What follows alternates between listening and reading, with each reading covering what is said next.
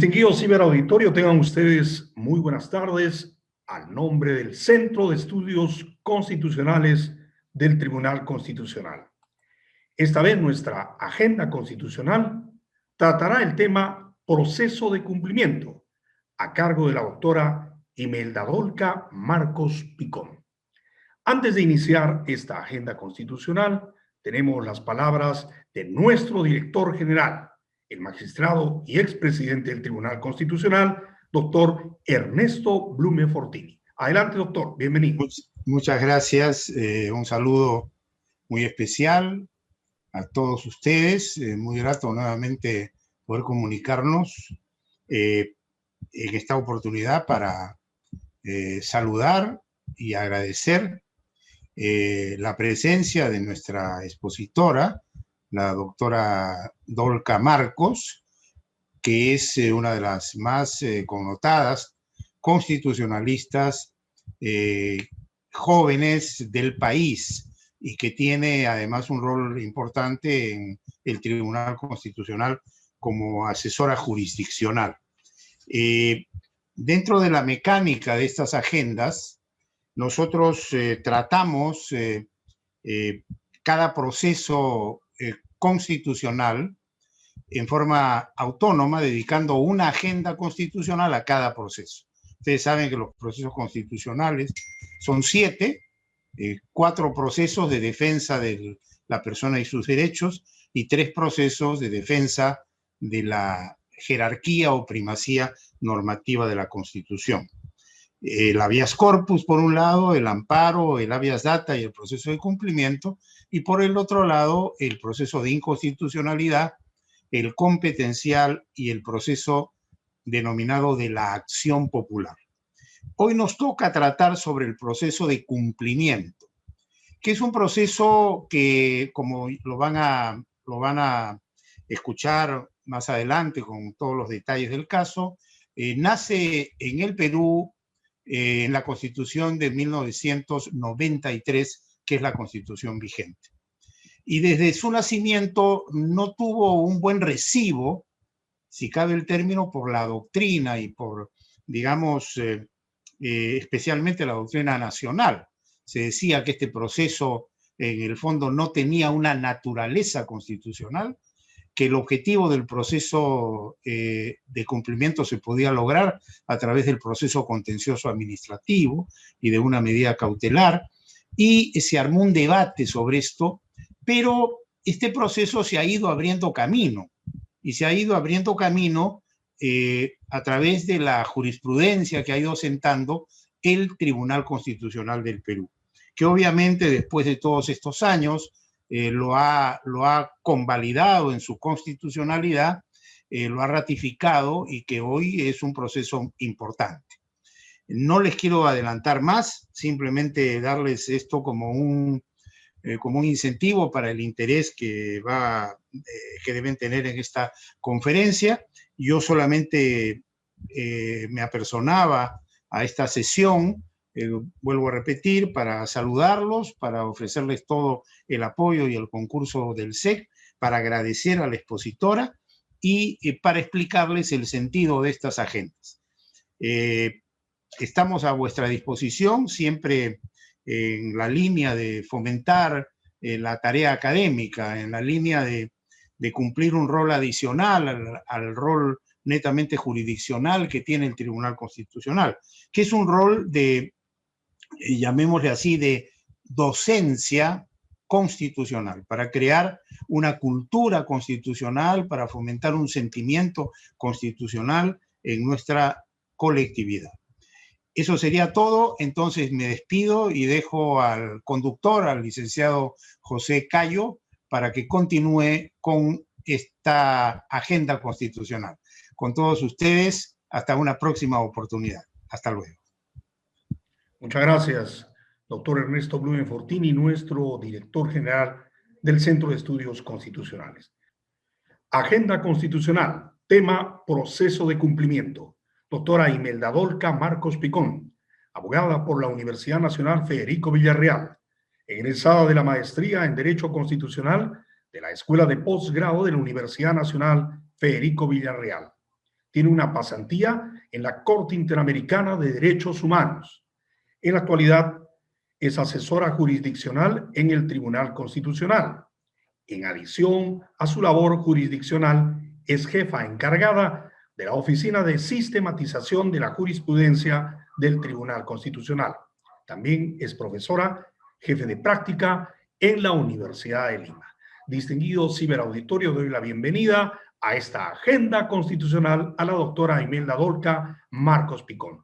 Doctora, bienvenida, adelante. Muy buenas tardes. Muchísimas gracias, licenciado Cayo, magistrado Blume. Agradezco mucho la invitación que se me permita participar en todo caso esta tarde aquí para poder conversar, compartir un poco con el auditorio de lo que es el proceso de cumplimiento a través de la jurisprudencia del Tribunal Constitucional. Bueno, para empezar, haremos referencia brevemente a dónde nace, ¿no?, el proceso constitucional, y diremos que el proceso constitucional tiene sus orígenes en el derecho inglés, ¿no? Pasa al derecho americano, norteamericano, ya a nivel de nuestra región es recogido por la Constitución colombiana en el año 91. Nosotros lo recogimos en nuestra Constitución en el año 93, como lo manifestó el magistrado Blume, y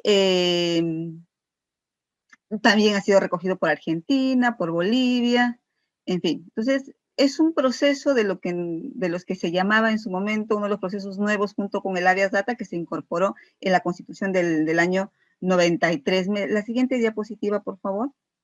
Como podrán ver, ahí se hace referencia a que la Constitución del 93 en su artículo 200 recoge este proceso, bueno, con el nombre de acción de cumplimiento, ¿no? Su desarrollo, en un primer momento, se hizo a través o fue recogido en la ley 26.301, de un modo referencial, digamos, ¿no? Porque esta ley era la que regulaba el proceso de habeas data. Y en el artículo 4 hacía referencia al proceso de cumplimiento, cuyo trámite procedimental lo sujetaba a las reglas establecidas para el proceso de habeas data. Y también nos remite a la ley 23.506, que en su momento reguló lo que es el proceso de amparo y el proceso de habeas corpus. Más adelante, con la dación del Código Procesal Constitucional el año 2004, ya tiene su propio desarrollo este proceso constitucional, en el artículo 66, en el que nos señala, como se puede advertir, que tiene dos objetos, ¿no? Ordenar que un funcionario público renuente dé cumplimiento a una norma legal o ejecute un acto administrativo firme.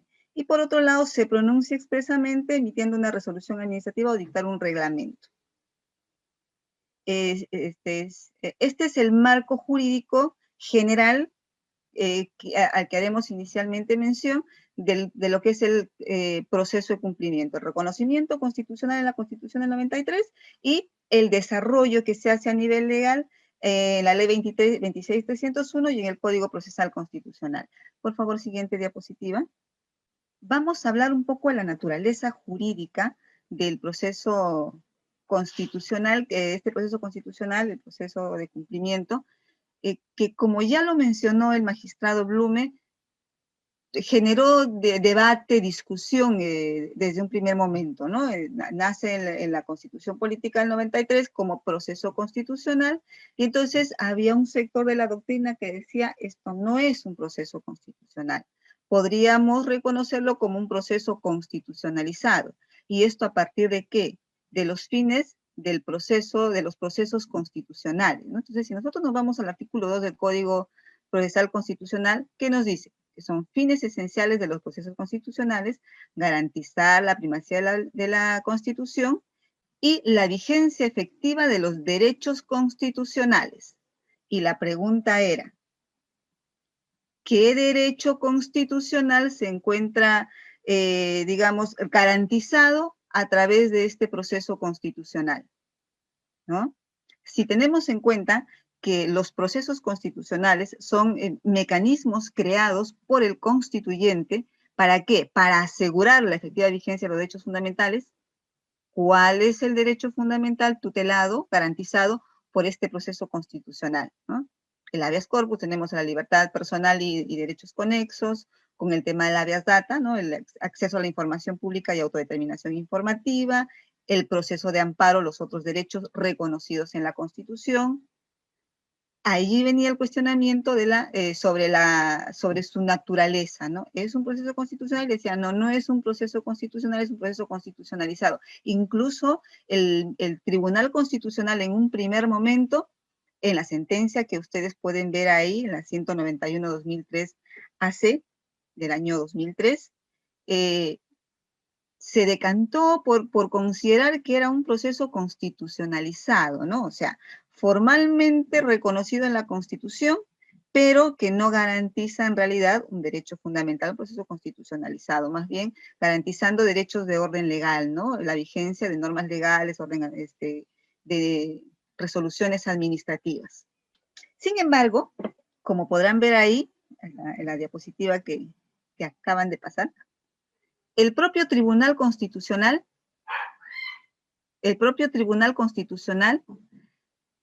toma posición y se encarga de afirmar que en realidad sí estamos frente a un proceso constitucional, y haciendo un análisis a partir de los artículos 3, 43 y 45 del Tribunal Constitucional, o sea, el artículo 3 de los derechos innominados, derechos constitucionales innominados, ¿no? Que el tribunal reconoce a partir del principio dignidad humana y a partir de los principios reconocidos en los artículos 43 y 45, reconoce que hay un derecho que subyace y que está siendo tutelado por el proceso constitucional. Y dice, ¿cuál es ese derecho? El derecho a defender la eficacia de las normas legales y actos administrativos. Ese es el derecho, dice el Tribunal Constitucional, tutelado por el proceso, garantizado por el proceso constitucional de cumplimiento. Y entonces sí estaríamos frente a un auténtico proceso constitucional. Si bien es cierto, a nivel de la doctrina todavía hay bastante discusión sobre esto, sobre la naturaleza del proceso constitucional, pero ya el tribunal ha dejado sentada su posición en esta sentencia, que también constituye un precedente que estableció ciertas reglas, como veremos más adelante. Ya hemos establecido que hemos hablado sobre los orígenes del proceso de cumplimiento, la naturaleza del proceso de cumplimiento, reconocido como un auténtico proceso constitucional por el Tribunal Constitucional, y entonces vamos a ver ahora la parte procedimental. La legitimación procesal. ¿Quiénes pueden ser sujetos activos y pasivos en este proceso? ¿Quiénes pueden demandar y contra quién se puede demandar en este tipo de procesos? Y el mismo Código Procesal Constitucional nos da la respuesta y nos dice en el artículo 68 que, tratándose de leyes y normas con rango de ley, cualquier persona se encuentra legitimada para poder interponer una demanda de cumplimiento. Tratándose de actos administrativos, buscamos el cumplimiento de actos administrativos. ¿Quién se encuentra legitimada? La persona a cuyo favor se expidió la resolución administrativa. La persona que tiene reconocido algún derecho en ese acto administrativo que se pretende llevar al proceso de cumplimiento, ¿no? O quien invoque interés en el cumplimiento del deber omitido. Y tratándose de derechos con intereses difusos o colectivos, la norma le da legitimidad a cualquier persona y también al defensor del pueblo.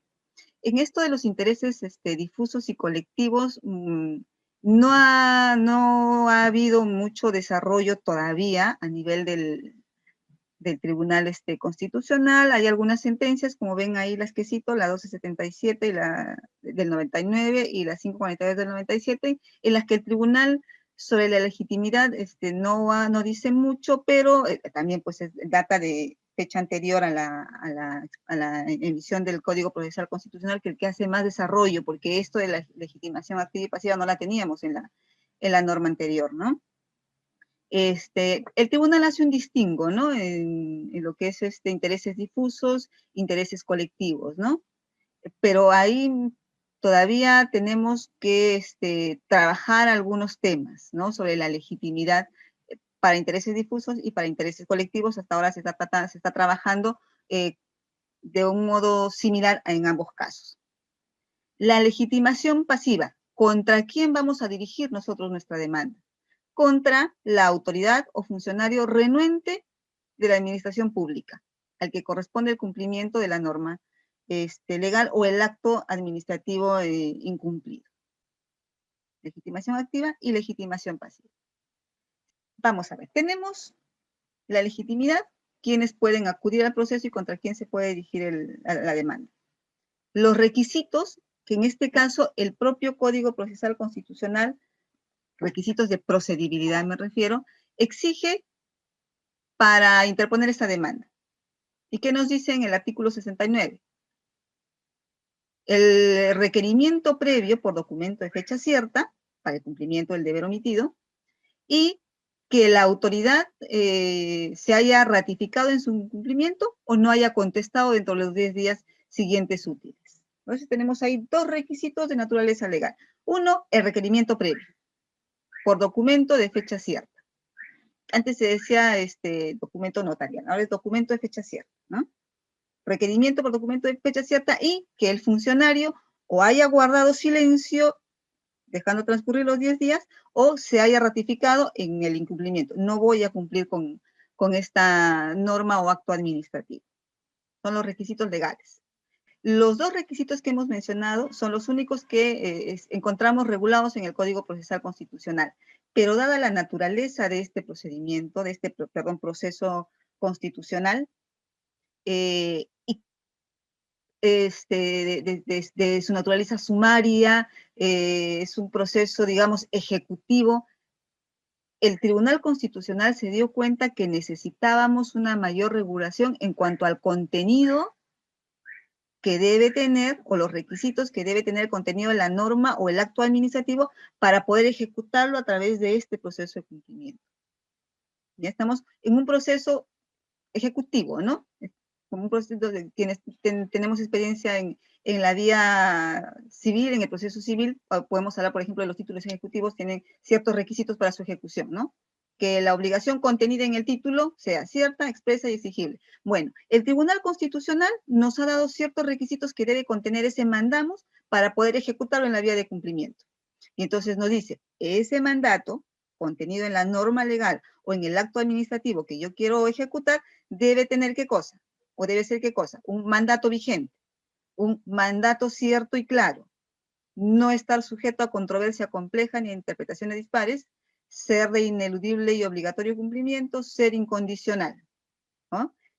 Nos dice si se trata de un mandato condicional, ¿no?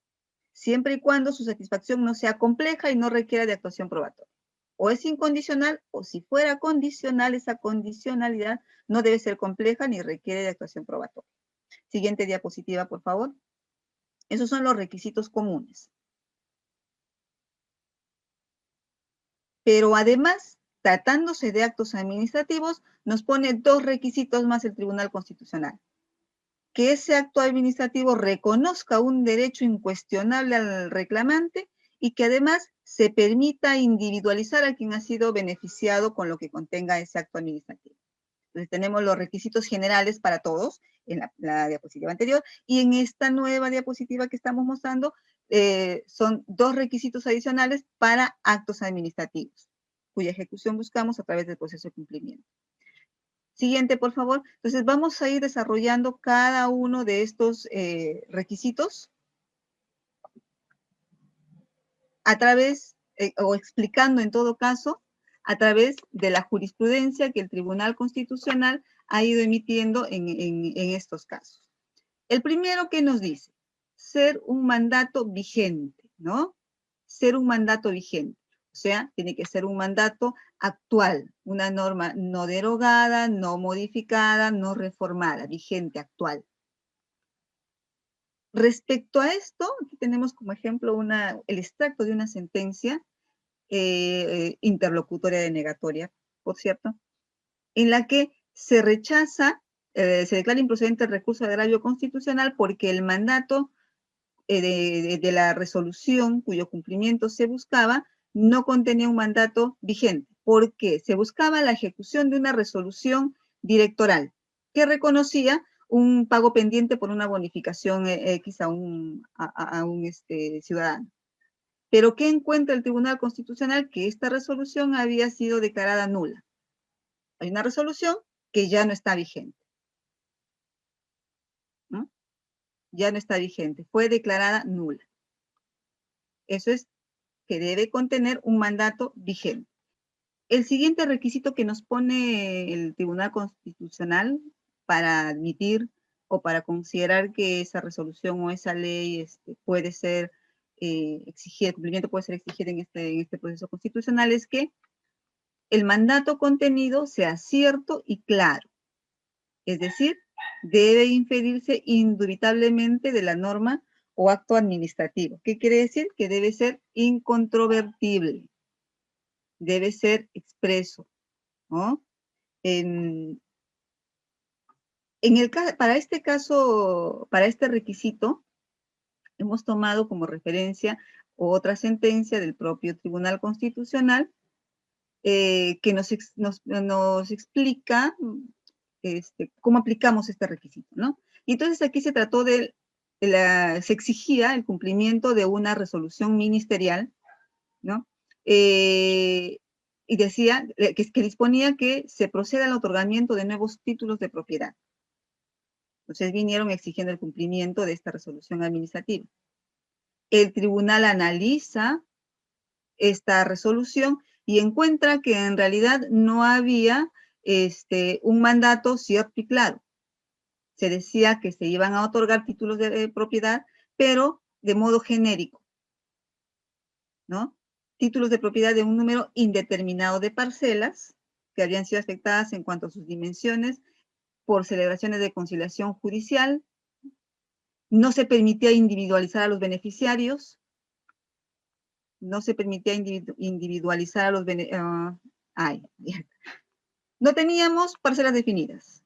No se permitía individualizar a los beneficiarios.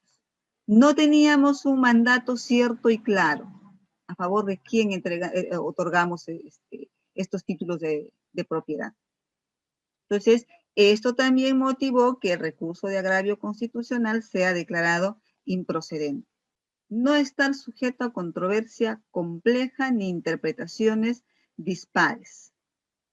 Claro, la obligación contenida el mandato contenido en ese acto administrativo o esa norma no debe ser clara, no debe estar sujeta a interpretaciones dispares, nos dice, ¿no? No debe estar sujeta a controversia. ¿Qué sucede, por ejemplo, si nos traen una resolución administrativa exigiendo su cumplimiento y tenemos que por ahí alguna autoridad administrativa, por ejemplo, dio una interpretación distinta a la que el demandante está dando al contenido de esa resolución? Estaríamos frente a un mandamus que tiene una interpretaciones dispares, ¿no? Estaría sujeto a controversia. Y eso es lo que sucedió en el caso que ponemos como ejemplo, ¿no? En el que se pedía el cumplimiento de lo dispuesto en una resolución directoral. Que se me pague por desempeño de cargo y función el equivalente al 35% de la remuneración total para funcionarios y profesionales.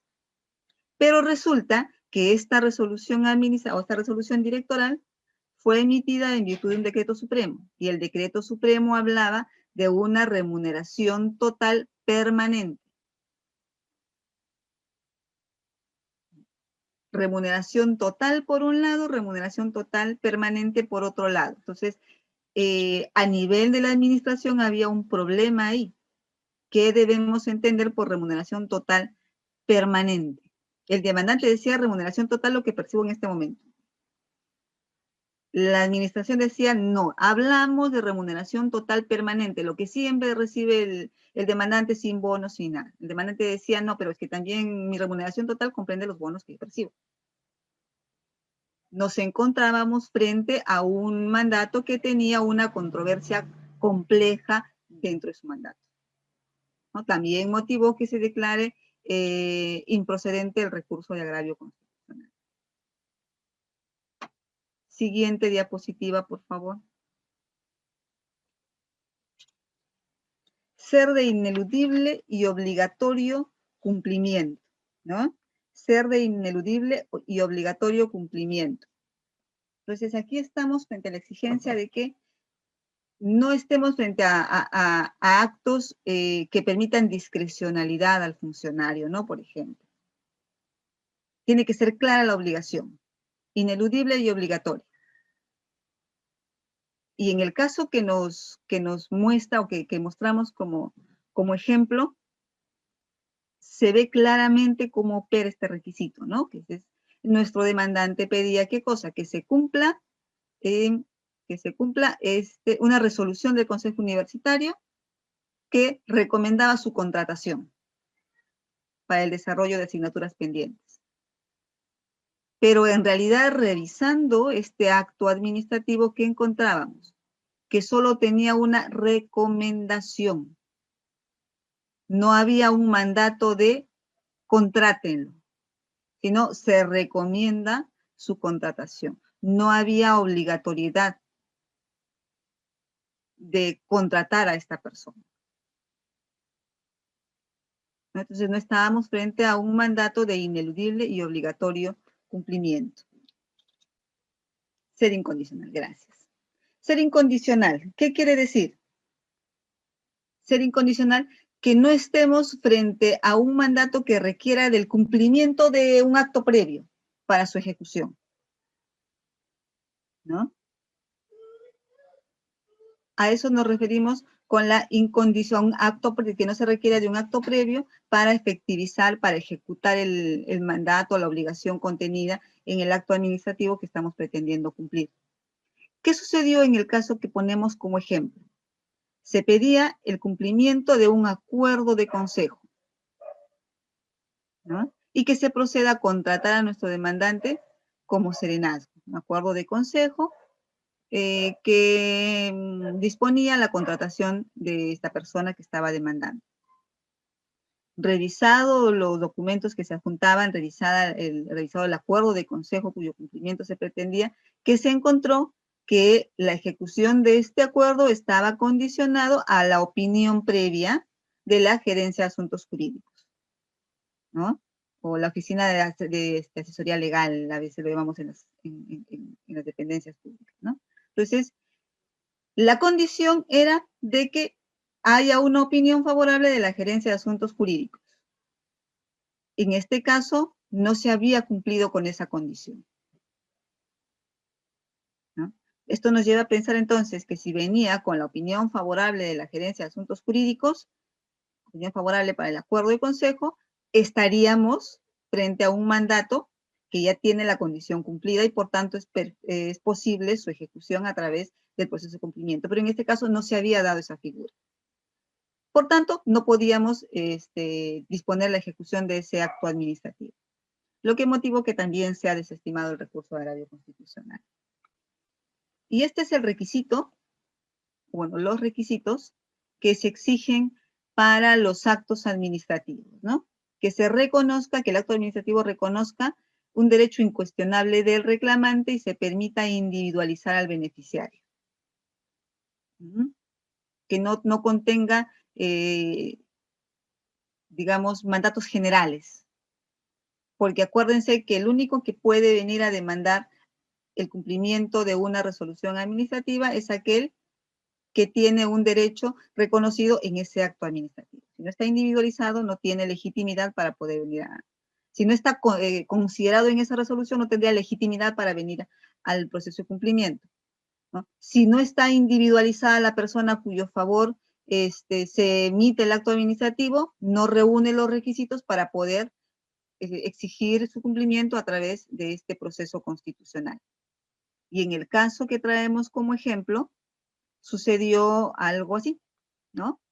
Se exigía el cumplimiento de una resolución emitida por el rector de una universidad para que lo incorporen a una plaza vacante, con la partida y todo, ¿no? Una resolución que aparentemente lo reconocía.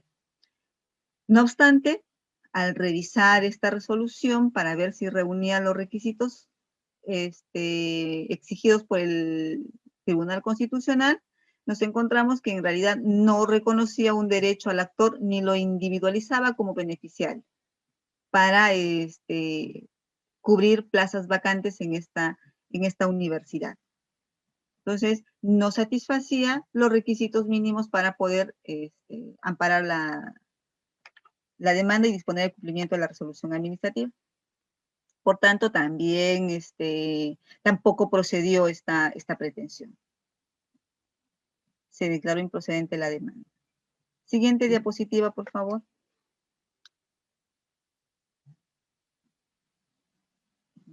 Entonces, miren, hemos visto, revisando los casos anteriores,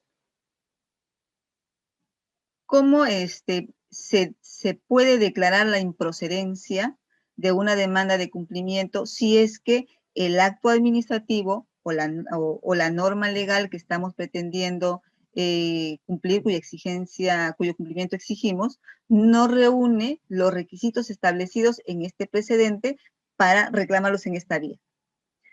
Ahora vamos a ver los casos de improcedencia de la demanda que regula el Código Procesal Constitucional. ¿Ya? Con lo que hemos revisado anteriormente, lo que estamos analizando es el contenido del acto administrativo de la resolución administrativa, por un lado, exigidos por el Tribunal Constitucional. Ahora vemos las causales de improcedencia de la demanda, ¿de acuerdo? Reguladas por el Código. La primera es que no procede contra resoluciones dictadas por el Poder Judicial, Tribunal Constitucional y Jurado Nacional de Elecciones. Entonces, aquí sí debemos tener claro que cuando la norma dice que es improcedente frente a resoluciones de estas tres instituciones, se refiere a resoluciones emitidas dentro del ámbito jurisdiccional, o sea, al resolver un caso concreto. No podemos ir a la vía del cumplimiento a exigir que se cumpla una sentencia emitida por el Poder Judicial o una sentencia exigida por el Tribunal Constitucional. Todos sabemos que el órgano competente para el cumplimiento de las sentencias son los juzgados donde se emitieron las mismas, ¿no? O si el Tribunal Constitucional dictó una sentencia amparando una demanda, el cumplimiento se exige ante el juzgado donde se originó el proceso, ¿no? No puede venirse a un nuevo proceso de cumplimiento para exigir, valga la redundancia, el cumplimiento de este tipo de resolución. Otro supuesto de improcedencia es, no procede contra el Congreso de la República para exigir la aprobación o la insistencia de una ley. Claro, el Congreso de la República tiene la potestad de dictar normas, ¿no? No podemos ir y exigir que dicte las normas. Para la protección de derechos que puedan ser garantizados mediante los procesos de amparo, habeas data y habeas corpus. Esto tiene relación pues con la naturaleza de los derechos que estos procesos tutelan, ¿no? Y el tipo de afectación que sufren estos derechos tutelados por estos procesos. Entonces, lo que se busca simplemente es el cumplimiento de una norma o un acto administrativo. El cuarto caso de improcedencia, cuando se interpone con la exclusiva finalidad de impugnar la validez de un acto administrativo. Y es lógico, nosotros no venimos al cumplimiento para cuestionar un acto administrativo. Nosotros venimos al cumplimiento para exigir que se cumpla ese acto administrativo, ¿no?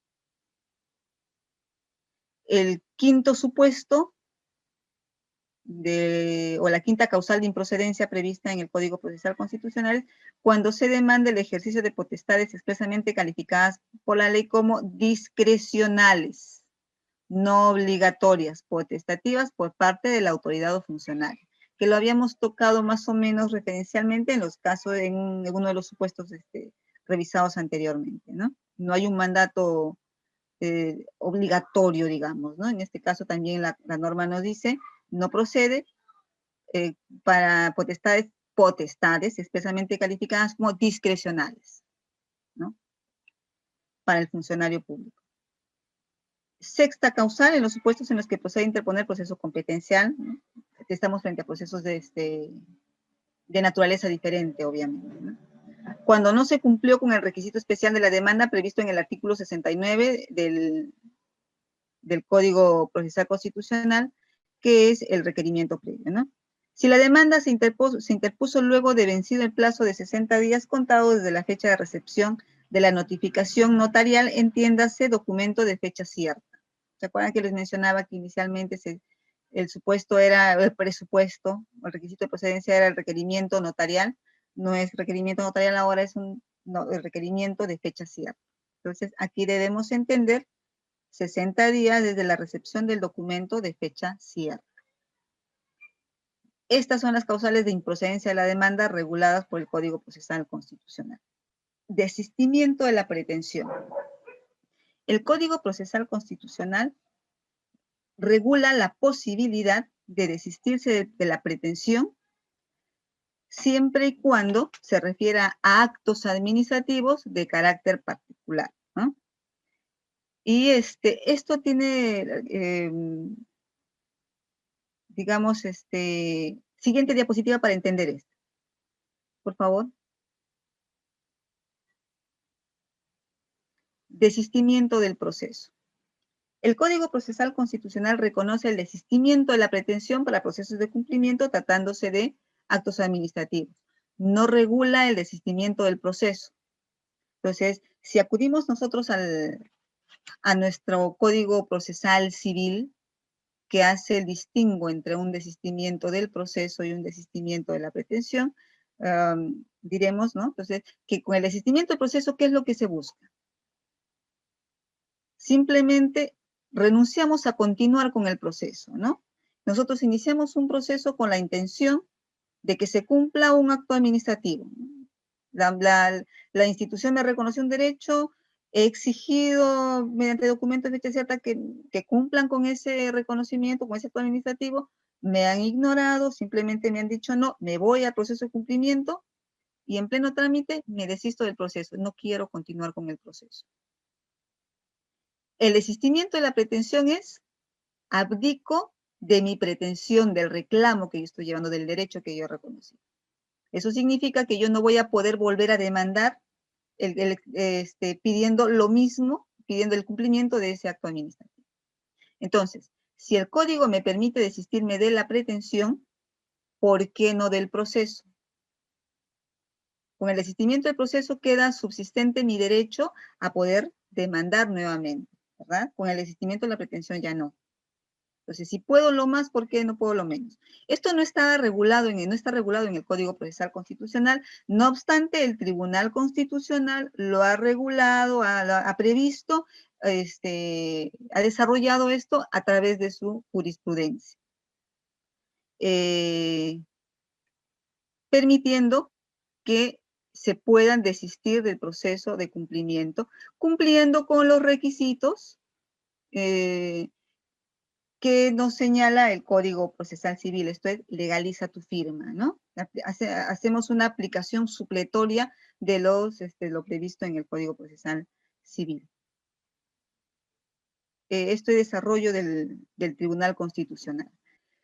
Finalmente, contenido de la sentencia, ¿no? Iniciamos viendo la naturaleza del proceso de cumplimiento, regulación y naturaleza.